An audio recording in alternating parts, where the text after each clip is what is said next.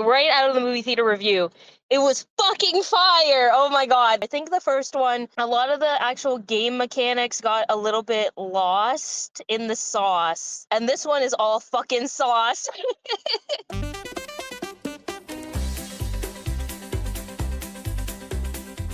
Hiya, my name is Poke King, but you can just call me King, and today I am doing another movie review. Honestly, I don't do movie reviews much on my channel unless they have to do with video games, like the first FNAF movie, for example, but I would love to start doing more movie reviews in 2026, so if you would like me to review more movies, let me know. But today we are finally talking about the FNAF 2 movie. At this point, I've seen the movie about 4 times, and 2 of those times I saw it in theaters. I went to see it a day early at a pre-screening event at my local theater and even cosplayed as Toy Freddy to go to it as well. I made it a whole event because why not? The theater experience I had the first night I went was actually very good and nice. The theater I was in was 19 plus only, so everyone there was OG Freddy's fans. Heck, even the guy who was working in the theater that night was talking to me and my friend about FNAF 2. Bones was there as well because I dragged him along to see the first movie, so I had to drag him along to see the second movie, but he had no idea what the hell was happening for majority of the movie despite me telling him all the lore there is to know. I vividly remember the first time Henry was on screen, he pointed and said, "Oh, that's William Afton," and I almost fought him in the theater. I was about to throw hands. But yes, overall, the theater experience was great. When lore stuff and references were revealed, everyone had genuinely good reactions and everyone was just having a great time. Seeing the community just out and about for this movie was wonderful in itself. Now, the second time I watched this movie, I went with my sister and we were just in the general theater, so there was no age limit. This time around, we sat next to a family who brought their 8-year-old kid to this movie. Now, I'm not saying that this movie was terrifying, but there was definitely scary and creepy parts in it. Way more than the first movie, that's for sure. And I heard this poor 8-year-old tell his parents many times that he was scared and they kind of just didn't do anything or acknowledge it, which I think is crazy. So my theater experience this time was kind of what I thought the general audience would be like, and I just felt bad for this kid. Parents not doing any research on a movie and just taking their kid to go see it because they think that it's kid-friendly has been an issue for a while, and FNAF is such a prime candidate for this kind of behavior from parents. Like, the series may seem harmless as it's marketed to hell and back everywhere now, but it's a movie and a franchise about kidnapping and killing children. Spoiler alerts here for the whole movie, but the first scene is a kid getting stabbed to death. Which, I don't know about that. But to bring your 8-year-old to that movie is kind of insane, but I feel like this is a topic for another time. Anyways, let's talk about the actual movie for a bit. Again, I'm going to talk about everything and spoilers will come up, so here is another spoiler warning just in case you missed the one that we just had, I don't know. I'm just trying to cover my bases here, okay? The movie's been out for over a month at this point, but I just want to make sure that everyone is aware that I'm going to be spoiling the shit out of it. Firstly, let's start off with the things that I liked. I like that boulder. That is a nice boulder. The opening scene with Charlotte was amazing. As soon as I saw her and saw her puppet style shirt, I was like, oh my god, it's Charlotte, let's go. Her plot of trying to get anyone's parents to help her as she saw William take a kid and none of the parents treating her with any respect or offering to help was something I saw a lot of people criticize, but I think it's very reminiscent of how stories like It or Stranger Things tackle the horror subjects in their stories where the parents almost seem supernaturally oblivious. It actually helps amp up the horror elements, and this opening scene did such a great job establishing Charlotte as not only herself, but what she would eventually become as the puppet. And it also gave us a better look at how William conducts his crimes. And when she falls into the stage and the puppet is holding her, I got actual chills. I also think this answered a question we had when it came to FNAF 2 for a while now and about the toy animatronics. A lot of people believe in theories that there was a second missing children's incident and that 10 kids were killed in total, so 5 at the FNAF 2 location and 5 at the FNAF 1 location. But the numbers didn't always seem to make sense. so it was up in the air whether the toy animatronics were possessed or not, but this movie seemingly confirms that they aren't, and that the reason they attack adults is because they are all under the control of the puppet, and the puppet hates adults because when she needed help from them, no one helped her. It was such a good way to explain this and took right from the lore of the games. I know that the game universe and the movie universe are different, but it is cool when you can take aspects of the movie lore and apply it to the game lore and vice versa. That is one of the main things I like about the FNAF movies in general, is that we are able to see these game stories play out as a narrative, so things that we were left in the dark about in the games can actually be answered in a film narrative, as opposed to in an 8-bit minigame and background detail narratives like the first and second game's lore was presented to us. Another thing I loved that they did in this movie was explain the Mike Smith and Michael Afton dilemma. I was kind of worried that they were never going to address that and Michael Afton was just not going to be a character, but then he showed up in this movie. As soon as the Ghost Hunters crew showed up and met with another guy named Mike who corrected them and said his name was Michael, I actually got giddy.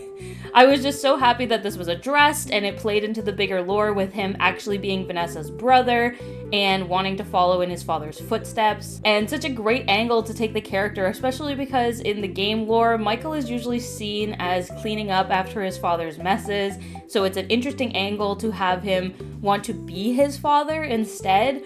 With this motivation established and Michael getting away in the end, the third FNAF movie is gonna be so much fun. I also like that they made this movie scarier. The first FNAF movie was not scary at all, and even the violence that was there kind of wasn't shown, and the animatronics never once felt scary or creepy. But there was some really disturbing imagery, especially with the puppet in particular, that was very unsettling to me. The way the puppet looked and moved and spoke was very creepy but good, and when she possessed Abby, it was probably the most creepy that the puppet was in the whole movie. I really just loved what they did with the puppet and her story and the way that she possessed people and was kind of manifested on the big screen. Also, Megan Fox kind of killed as Toy Chica.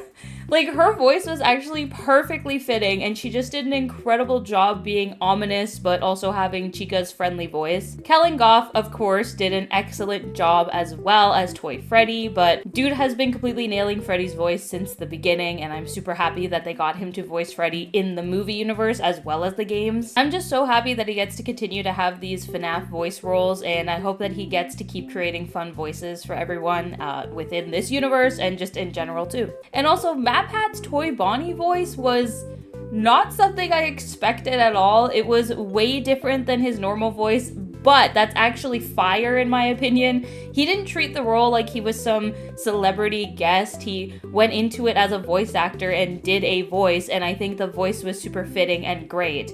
I hope he gets more voice roles in the future. I think that he'd have a great career in voice acting if he actually wanted to pursue that. Now, let me get into the part of the movie that made me scream with the most joy, which is when Mike and Vanessa had to try and track down the toy animatronics by using the office computer, and Mike says he will stay and shut off the connection from the office. I started to get antsy already at this. Me and my friend were like holding each other when this was happening, and Bones was confused as he was the entire movie, but I digress. When Mike pointed the light down the hallway and turned to see the Freddy mask, like actual magic was happening. I was insanely giddy and basically jumping out of my chair with my friend just seeing him look at the fucking Freddy head. And then when he said to Vanessa, "Where are the doors?" I literally mouthed the words, "There are no doors."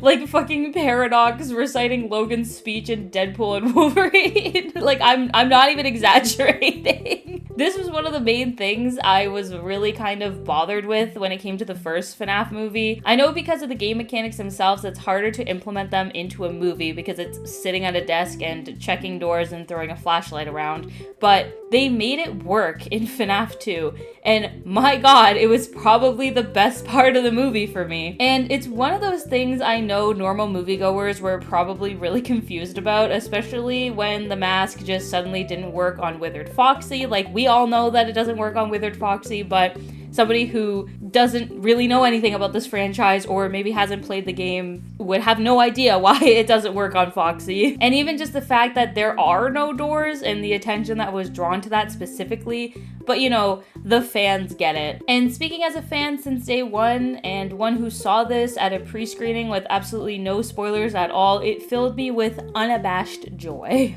Like, the toy animatronics may have been killing people, but I was still so happy about the fact that FNAF 2 gameplay was in the FNAF 2 movie. And then they showcased the pure fucking overwhelming nature of FNAF 2 and its gameplay in that scene as well. Like, Mike was so overwhelmed with how much stuff he had to keep track of while also trying to check the computer and stuff like that. And I think that was everybody's experience when it came to FNAF 2, especially as the nights went on. And yes, when Mike broke off Balloon Boy's head and fucking threw it down the hallway, I did cheer, and so did most of the theater. That entire moment of the movie took me back to 2014, and I felt like a kid again. These are the moments and the things in this movie I feel like the critics who score it so low don't get to fully experience, because me being someone who has liked these games and played them since they basically came out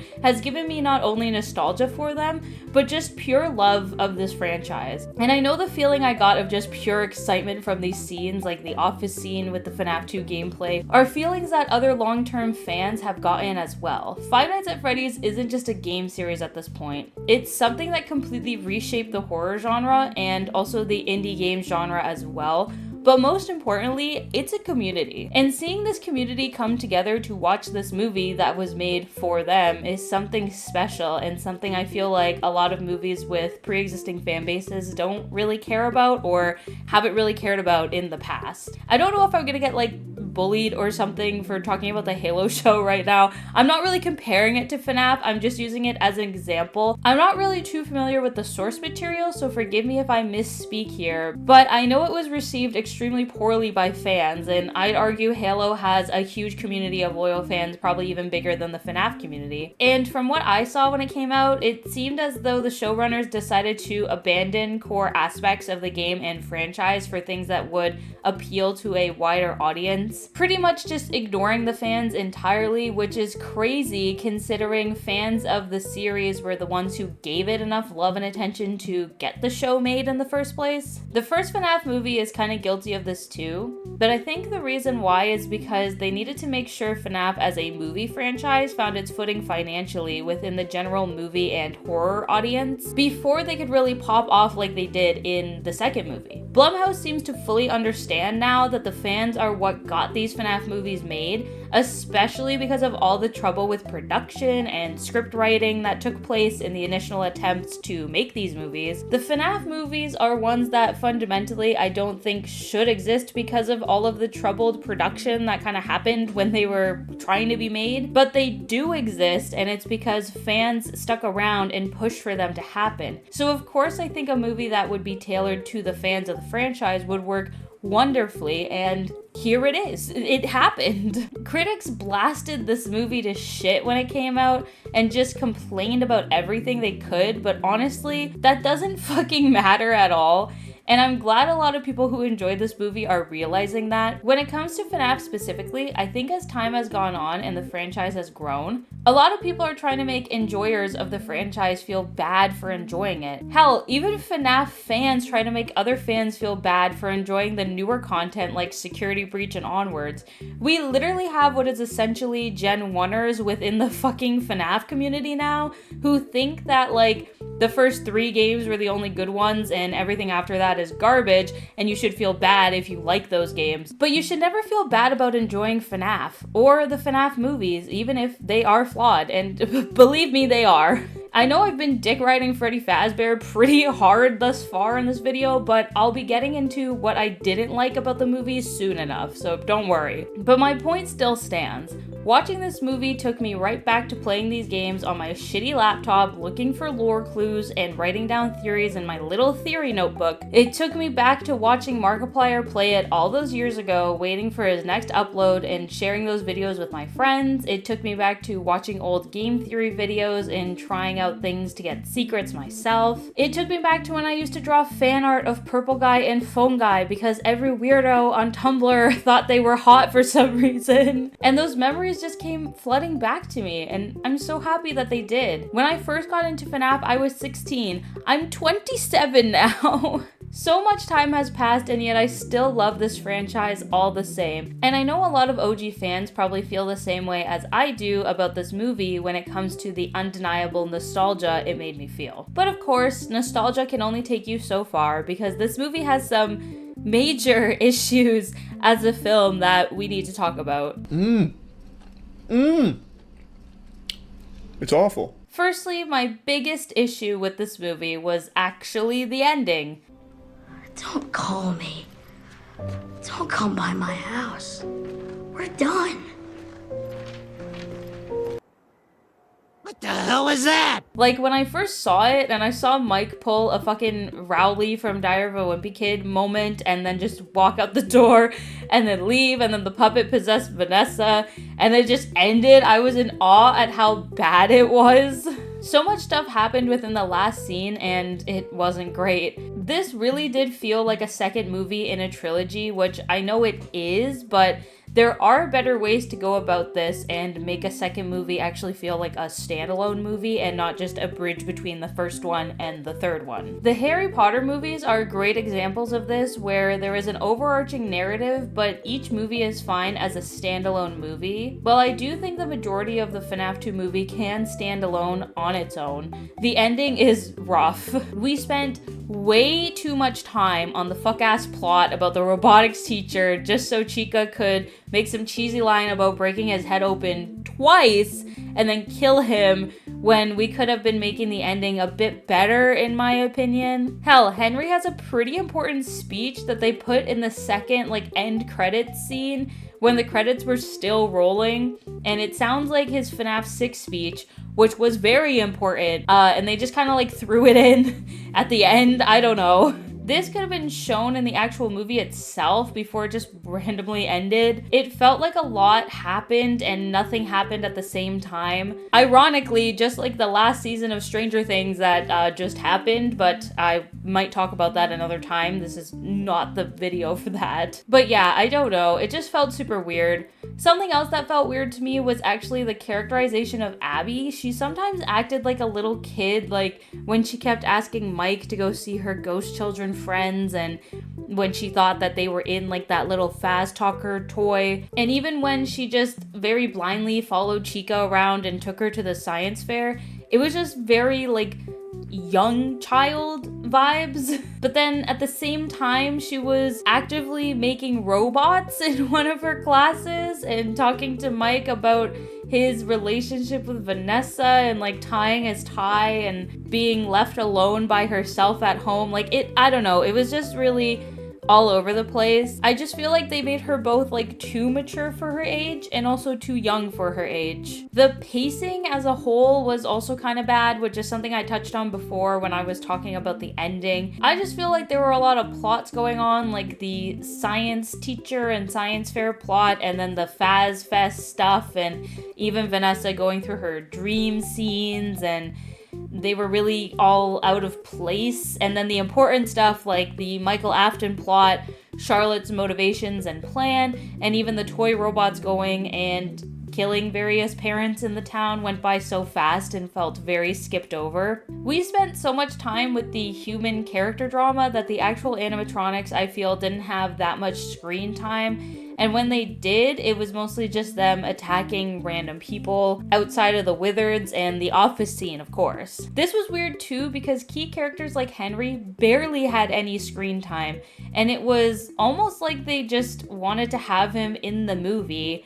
for fans' sake, and they didn't really know what to do with him. And this is exactly how I feel about William's inclusion too. Don't get me wrong, it is always a treat to have Matthew Lillard's William Afton on screen in these movies, but we saw him for a bit at the beginning, which was awesome, and then he's just in a random dream sequence that Vanessa had where he fell off the balcony of her house and I guess died in her head. These scenes were shown in the trailer as very important scenes, yet they took up one like little section of the movie and it was like a dream sequence. So it wasn't even like a flashback, it was legit a dream sequence. And while I think this scene was cool, and for example, seeing Baby in this scene was awesome, it was also like, Okay.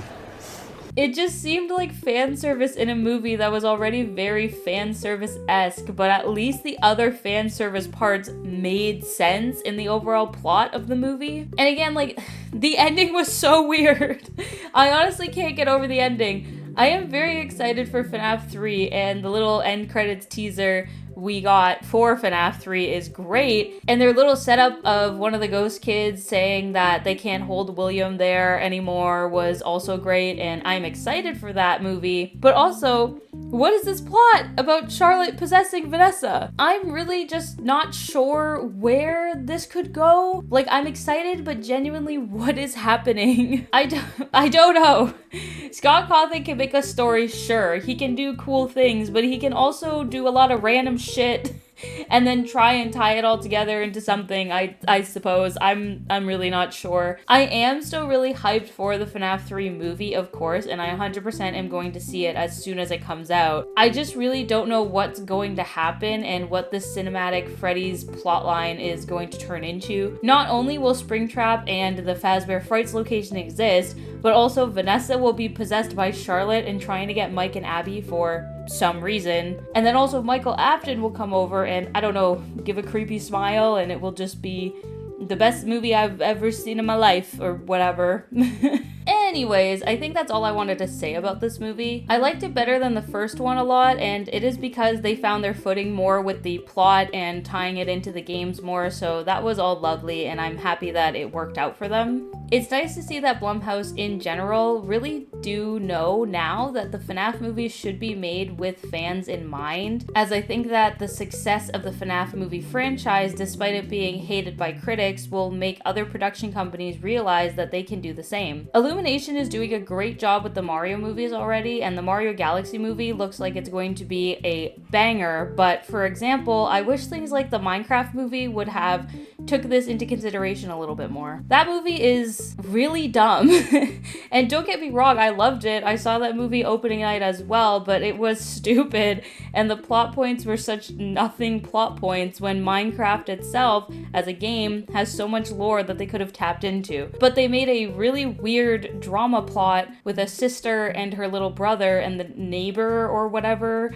Like, I really don't know. I think the Minecraft movie scratched the surface of making a movie for fans of a game series, but didn't fully commit to it, so it had some great moments and some horrible ones, but the FNAF 2 movie had a lot more great moments and less horrible ones, in my opinion, so I don't know. The video game movie industry is healing with every new movie as of late, and I just want to see them continue with that trend and stop catering to general audiences and realize that their demographic is fucking nerds who know more about these games than any normal person should, and they should accept that and be proud of it. I can see that I'm going on another tangent here when the video should be ending, but this is also something I think happened when superhero movies started to get made, where a lot of the first superhero movies almost felt embarrassed to be superhero movies. So they tried to take a less comic book approach to stuff and tried to ground their silly little characters with darker, brooding stories, but as time has gone on, superhero movies have embraced their comic book origins and realized that their audience is nerds, and that's okay.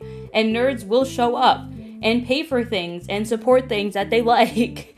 That's just what nerds do. Anyways, now I'm really going to end the video. Do y'all want me to give this like a number score or something? I don't know, 9 out of 10. Mike Schmidt should have done the whistle pose meme thing and then like made out with Michael Afton or whatever. Yeah. Okay, bye.